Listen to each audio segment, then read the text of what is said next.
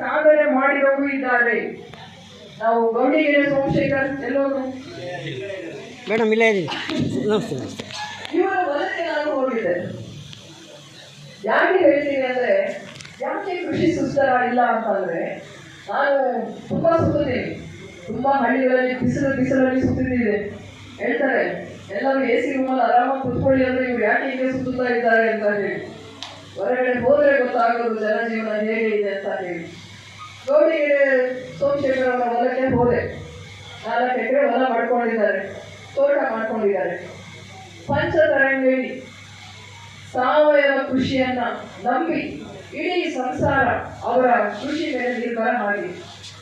ಯಾವ ರೀತಿ ಅವರು ನಡೆಸ್ತಾ ಇದ್ದಾರೆ ಅಂದ್ರೆ, ವಿಷ ಉಳಿಸಲ್ಲ ಭೂಮಿಗೆ, ಅನಗತ್ಯವಾಗಿ ಖರ್ಚು ಮಾಡಲ್ಲ, ಝೀರೋ ಅಥವಾ ಕಮ್ಮಿ ಇನ್ವೆಸ್ಟ್ಮೆಂಟ್ ಕಮ್ಮಿ ಆಗಬೇಕು ಭೂಮಿ ಮೇಲೆ, ಆಗ ಮಾತ್ರ ಲಾಭ. ಮತ್ತೆ ಯಾಂತ್ರೀಕರಣ ಯೂಸ್ ಮಾಡಿದ್ದಾರೆ, ಯಂತ್ರಗಳನ್ನ ಯೂಸ್ ಮಾಡಿದ್ದಾರೆ. ಮತ್ತೆ ಸಾವಯವ ಕೃಷಿ, ನಿಜವಾದ ಗೊಬ್ಬರಗಳನ್ನ ಹಾಕ್ತಾ ಇದ್ದಾರೆ. ಸಗಣಿ ಗೊಬ್ಬರ, ಅವ್ರ ಗ್ಯಾಸ್ ನೋಡ್ಬೇಕು ನೀವು ಅಲ್ಲಿ ಹೋಗಿ ಒಮ್ಮೆ. ಎಂತ ಗುರು ಅದು? ಕೃಷಿ ಗುರು, ಕಾಡು ಮನೆ ಗುರು, ಇದು ಕಾಡು ಕೃಷಿ ಪಾಠಶಾಲೆ, ಕಾಡು ಕೃಷಿ ಪಾಠಶಾಲೆಯನ್ನು ಅವರು ಸ್ಥಾಪನೆ ಮಾಡಿದ್ದಾರೆ. ನೋಡಿ, ಕೃಷಿಯಿಂದ ಶ್ರೀಮಂತರಾಗಲಿಕ್ಕೆ ಸಾಧ್ಯ ಕಮ್ಮಿ. ಆದ್ರೆ ನೀವು ಶ್ರೀಮಂತರಾಗಬೇಕು ಅಂದ್ರೆ ಭೂಮಿ ಇಟ್ಕೊಂಡು ಕಷ್ಟ. ಕೃಷಿಯಲ್ಲಿ ಜೀವನ ಮತ್ತು ನೆಮ್ಮದಿಯಾಗಿ ಸಾಗಿಸಬಹುದು ಅನ್ನೋದಕ್ಕೆ ಅವರ ಒಂದು ಉದಾಹರಣೆ. ನಾನು ಅವ್ರನ್ನ ನೋಡ್ಬಂದಿರೋದ್ರಿಂದ ಅವ್ರಿಗೆ ಒಂದು ದೊಡ್ಡ ಚಪ್ಪಾಳೆ. ಅವ್ರು ಹೇಳ್ತಾ ಇದ್ರು, ನಮ್ಮ ತಂಗಿ ಬಂದಿದ್ದೀರಾ ನಮ್ಮ ಮನೆಯಲ್ಲಿ ಅಂತ ಹೇಳಿ. ಅವ್ರ ಮನೆಯಲ್ಲಿ ಅವತ್ತು ಊಟ ಮಾಡಿಕೊಂಡು ಅವರ ರೊಟ್ಟಿನೋ ರಾಗಿ ರೊಟ್ಟಿನೋ ಏನೋ ತಿನ್ಕೊಂಡು ಅಲ್ಲಿ ಬಿಡೋ ಹಣ್ಣುಗಳನ್ನ ತಿನ್ಕೊಂಡು ನಿಜವಾಗ್ಲೂ ನಮ್ಮ ಜೀವನವೇ ಧನ್ಯ ಅನಿಸ್ತು. ಯಾವ 5 ಸ್ಟಾರ್ ಹೋಟೆಲಲ್ಲೂ ಅಷ್ಟು ಸುಖ ಇರೋದಿಲ್ಲ.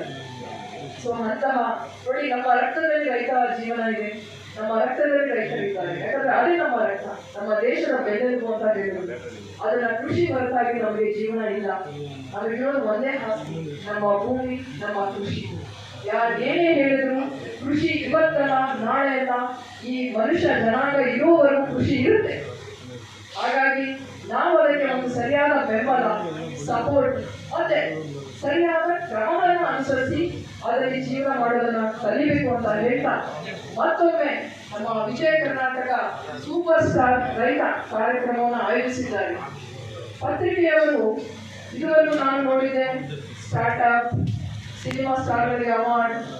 ಆದರೆ ನಮ್ಮ ವಿಜಯ ಕರ್ನಾಟಕದವರು ರೈತರನ್ನ ಹೀರೋಗಳನ್ನಾಗಿ ಮಾಡಿ, ಸ್ಟಾರ್ ಆಗಿ ಮಾಡಿ ಅವರಿಗೆ ಪ್ರಶಸ್ತಿಯನ್ನು ಕೊಡ್ತಾ ಇದ್ದಾರೆ. ಹಾಗಾಗಿ ತುಂಬ